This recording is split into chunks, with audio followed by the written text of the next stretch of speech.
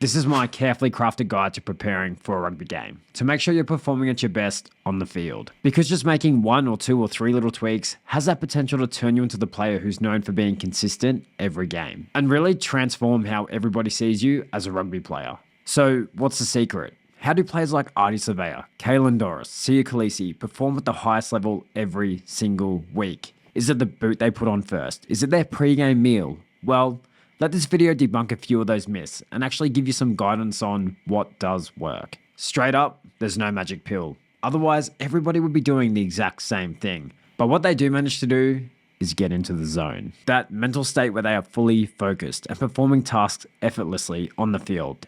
It's not by chance. While there's no one-size-fits-all approach, there are a set of things, strategies you can do that will greatly increase your odds of getting into that zone. Maybe in the past you've been in the zone. You usually remember these games because it's where you had the most fun and played really well. I remember this happening to me. Maybe you're annoyed you haven't played like that every single week. Your game's just lacking consistency, but you know you can do it. You need to find the routine, the recipe that works for you. And even though I said it's different for everyone, the principles are essentially the same. Let's start with the most common mistake people make.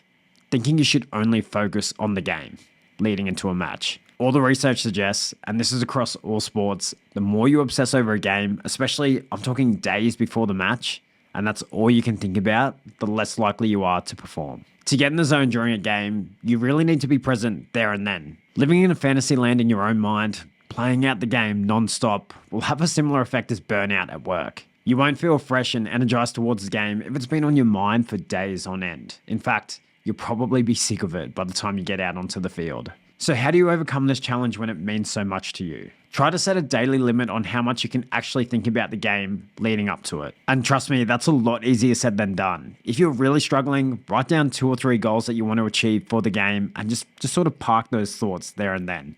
Find other hobbies or things that you can do to distract yourself. Even the pros have to overcome this problem. Quade Cooper's gone on the record talking about how he would play FIFA the morning of his rugby games, just to keep his mind busy and not worrying about the game later that day. And now you see lots of players streaming online or preoccupying themselves with other hobbies that have nothing to do with the game. So if the pros aren't spending their entire day thinking about the game, I don't think you should be either. The second myth I really want to tackle is saving your energy on game day.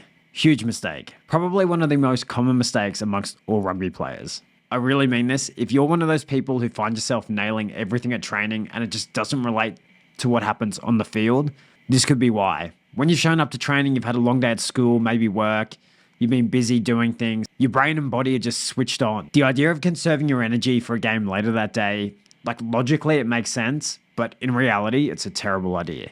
You increase your injury risk. People who sit around all day get stiff and tight. That's not how you want to feel when you turn up for your game. Also, that lethargic feeling you fostered by doing nothing all day doesn't just leave your body, and overall, you'll have a decreased performance, slower reflexes, decision-making, and execution. How to avoid this happening? Switch on from the start of the day. Get outside and get after the day. The third myth, protein is what you need for a rugby game. In fact, just the wrong food, nutrition, and supplements are so common. Honestly, there's so much advice and gimmicks out there, it can get kind of confusing on what will actually help you play better. So here's some golden advice for you. Load up on the carbs the night before your game. All the pros, carb load the day before a game. You need these energy sources in your body. They are literally what fuels your body during a game. A healthy dose of protein before and after your game will aid with recovery, but also don't eat in a calorie deficit and play rugby. It's dumb. You're just increasing the chances of your body breaking down and therefore more likely to get injured. On game day, keep it simple. The closer you are to kickoff, the less food you want to consume in a meal. And of course, for you freaks out there, supplements that'll help you, steroids.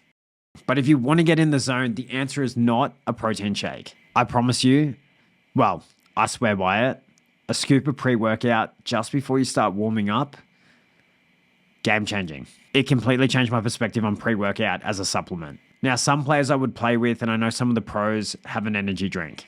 They don't do much for me. The sensation from pre-workout, I'm talking the jitters, the focus. This was Willy Wonka's golden ticket of match prep for me. Doesn't mean it'll be in your recipe though.